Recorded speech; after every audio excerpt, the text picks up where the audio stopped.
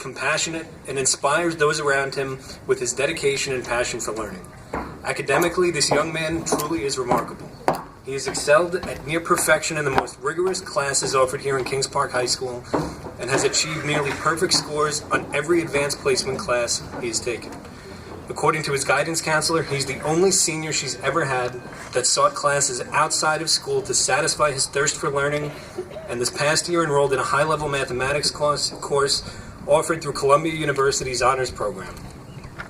He is one of 9 seniors graduating this year who participated in our independent science research program, and his research in particle physics at Stony Brook University earned him the distinction of being named an Intel semifinalist. Outside of the classroom, this young man's accomplishments are just as impressive. He is the class of 2015 Student Council President. He is active in the National Honor Society and the Science Olympiads, to name a few, and was instrumental in bringing the Model UN program here to Kings Park High School, where he was awarded the Best Position paper at a recent MIT Model UN conference. This young man is graduating first in his class with a weighted GPA of 107.04. He will be attending Columbia University in the fall, where he will be pursuing a degree in physics and economics. It is my distinct honor to introduce the valedictorian of the class of 2015, Zak Marcone.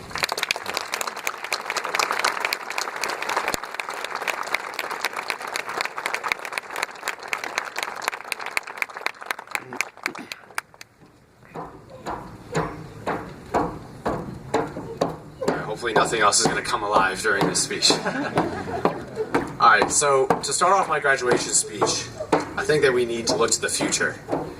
And you know what? I'm not really feeling this speech.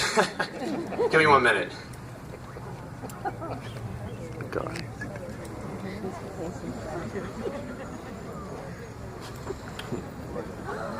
Oh, wow.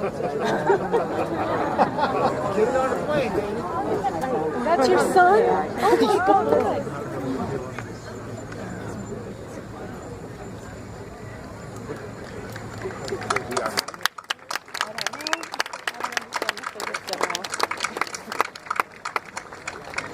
It's got the speech attached to it.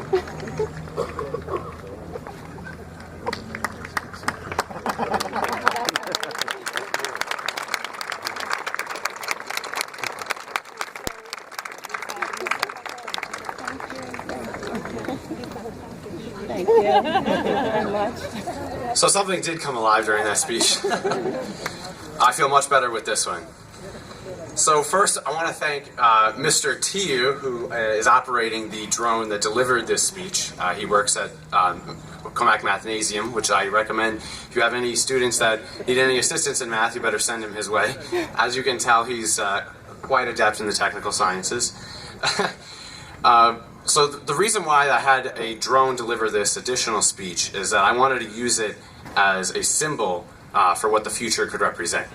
So, so let's say 10 years from now, drones could potentially be filming graduation speeches like this, could be delivering fine products to your household via Amazon, or they could even be participating in, say, a senior assassin game. And I would say whoever utilizes that will probably have the second greatest senior assassin takedown that has ever occurred. So anyway, the drone doesn't just serve as a symbol of the future, though. The drone is an object that can only fly by establishing a balance between air pressure and gravity. As you move forward into adulthood, let this serve as a reminder that you must strike a balance in life. Nearly everything you do must be balanced. One of the most important balances you have to establish in life is the one between work and leisure.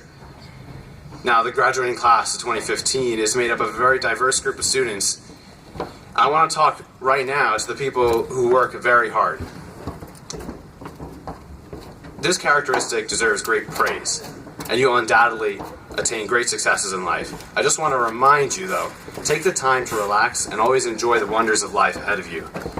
Now, our AP Calculus teacher, Mrs. Heathscott, and also our AP Biology teacher, Mr. DeLiso, understand that even when you're preparing for quite a hard exam, such as the AP Calculus or AP Biology exam, every now and then you might need a little bacon, egg, and cheese from Anderson's, or say a Hungry Man if you're going that route.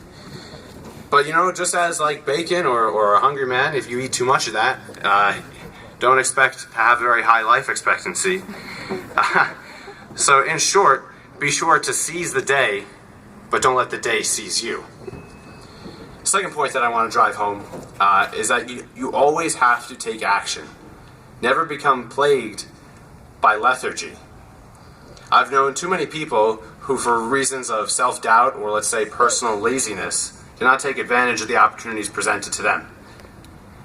Now, you've heard that I'm the valedictorian, and you probably think that I'm smart because I'm the valedictorian, but I'm going to tell you that I'm not smarter than anybody else here. The only reason why I am the valedictorian is because I took advantage of every opportunity that was presented to me and every opportunity that I accepted for myself. So,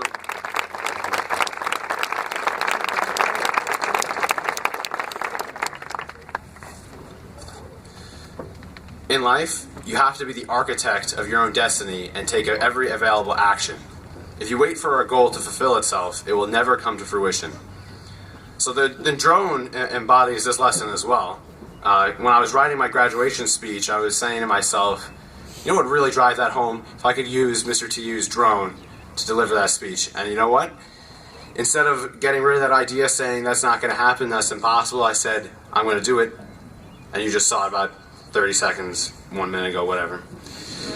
In closing, I want to quote Walt Whitman, a great poet from right down the road in Huntington. Now, this quote was used last year in the graduation speech, and although I'm not really a fan of repetition, this quote's just too good. So, the poet asks, what good amid these, O me, O life? And the answer is that you are here, that life exists an identity, that the powerful play goes on, and you may contribute a verse. And now John Keating in the great movie The Dead Poets Society adds, what will your verse be? And that's a question that I want you to think about as you move on to college or the military or whatever you will be doing next year. So thank you, and congratulations to everybody.